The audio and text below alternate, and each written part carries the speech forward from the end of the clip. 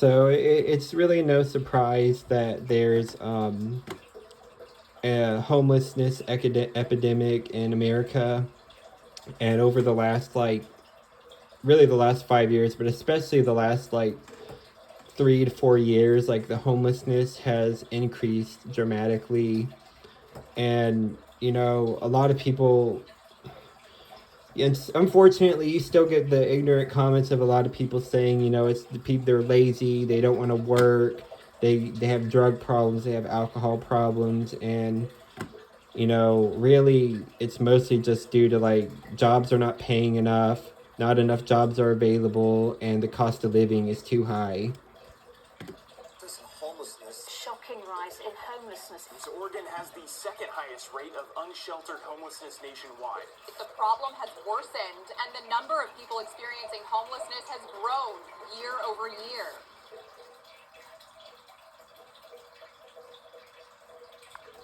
The United States is supposedly a wealthy country. Despite this wealth, it has generally failed to deliver to the masses the freedom and pursuit of happiness promised in its founding scriptures. But isn't the U.S. the richest country on Earth? Can a nation truly be considered rich when hundreds of thousands of its own citizens are sleeping on the street? In this video, we'll analyze the housing crisis in the U.S., what's causing it, why it's getting worse, and how it's driving Americans into poverty. If you enjoy what we do, then don't forget to like the video, and check as being homeless. Okay, if there's one AI builder you need to meet, it's this dope tech from Wix. This is illegal, you won't find one. Since the 16th century, being unhoused has been criminalized under the euphemism vagrancy. In a 2019 paper, Risa Goluboff, professor of history and law at the University of Virginia, discusses the history of vagrancy laws and describes them as, quote, generally making it a crime to be poor, idle, dissolute, immoral, drunk, lewd, or suspicious. Goluboff bluntly and concisely explains the purpose of these laws, saying, quote, they served as a ubiquitous tool for maintaining hierarchy and order in American society. Since this hierarchy and order in the United States is dictated by liberalism and capitalism, these laws ultimately benefit the rich and the ruling class. Industrialization... Which, by the way, the rich and ruling class only makes up 1 to 5% of the population. So if we look up current U.S. population...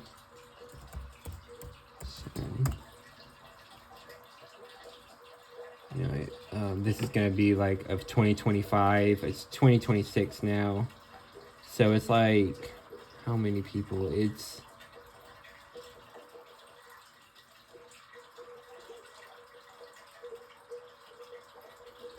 So it's basically 348 something million people. And let me get a calculator.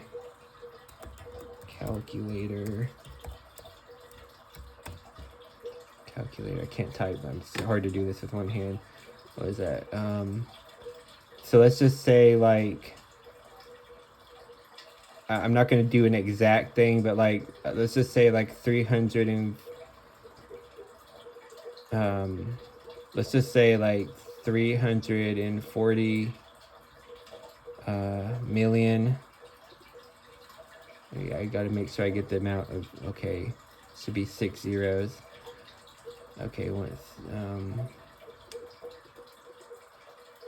1, 2, 3, 4, 5, 6 times what's we'll just do let's just do 5%. So that's wait,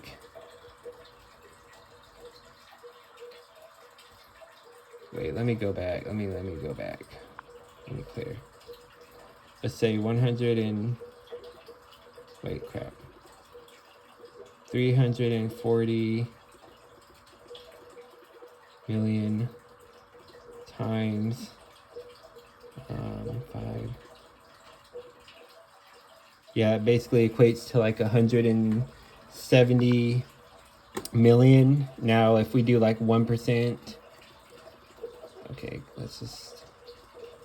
so let's do the same number, 340 million times 1%. That's even less. That's like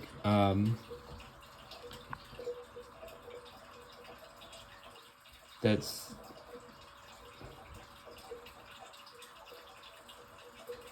you see the numbers basically.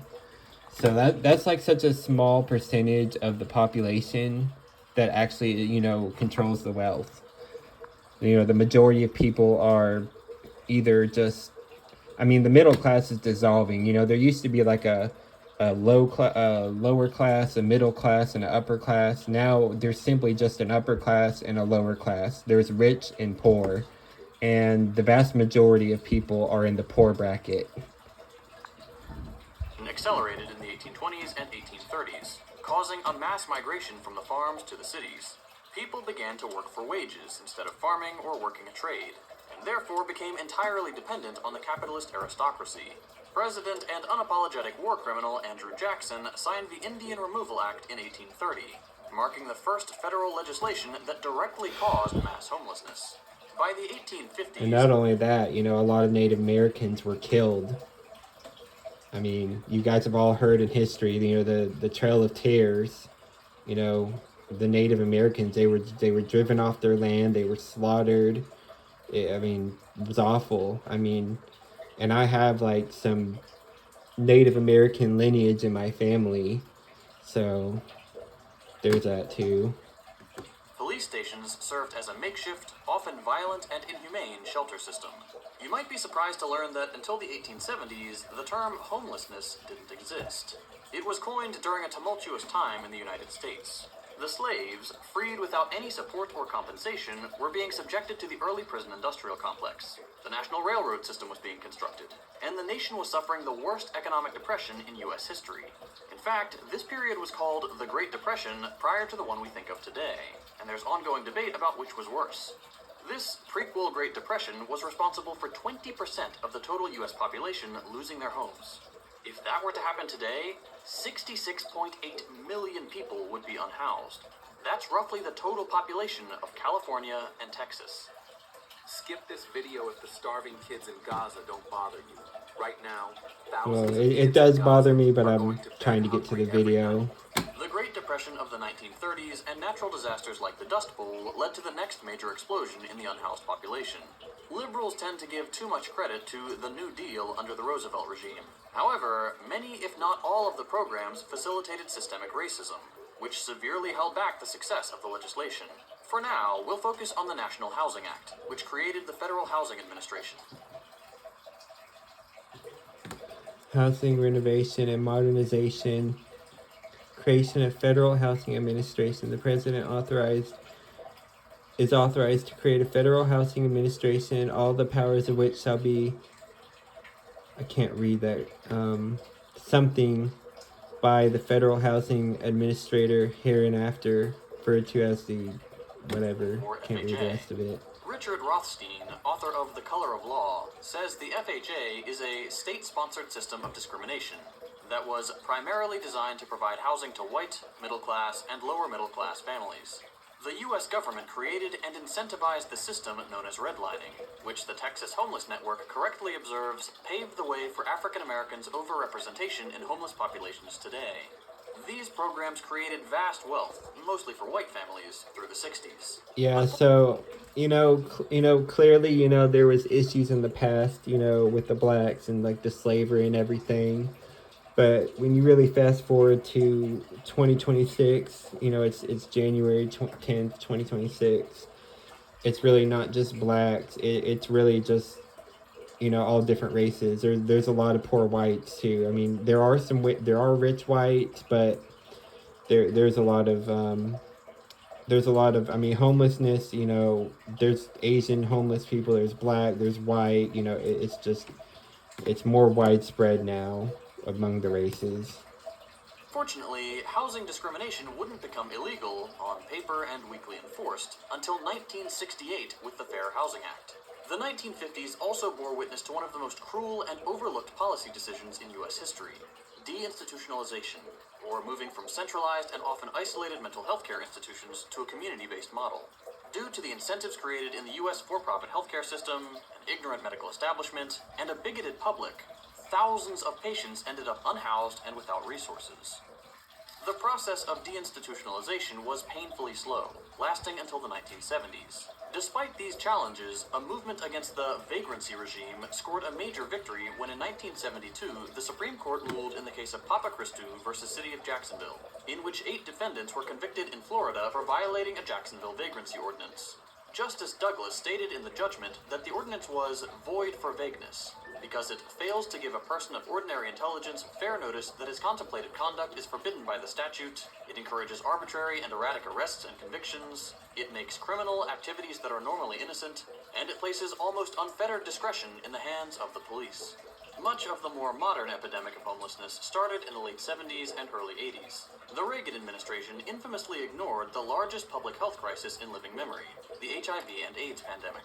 As a result of the lack of federal support, many suffering from HIV and AIDS became homeless before succumbing to the disease. The 1970s and 80s saw a flood of neoliberal policies that shaped the modern homelessness epidemic we experience today. Now, we can't talk about homelessness without mentioning the war on drugs, started by Richard Nixon and carried forward by every U.S. president since. John Ehrlichman, assistant to the President for Domestic Affairs under Nixon, did not mince words when he later confessed, "The Nixon White House had 2 enemies, the anti-war left and black people. We knew we couldn't make it illegal to be either against the war or black, but by getting the public to associate the hippies with marijuana and blacks with heroin, and then criminalizing both heavily, we could disrupt those communities. Did we know we were lying about the drugs? Of course we did."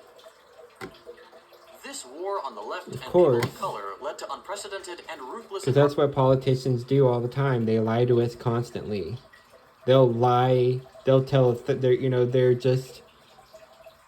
they're compulsive liars. They're compulsive liars. Like, and it doesn't matter who it is. Like, anyone in a position of power, whether it's Donald Trump or Joe Biden or, you know, whoever else you want to name in the past, Barack Obama, all these people, they do not care about the common people. They don't care about, you know, the majority of the populations. They don't. They're all crooked. They're all corrupt. I'm going to pause this here and continue in the next video.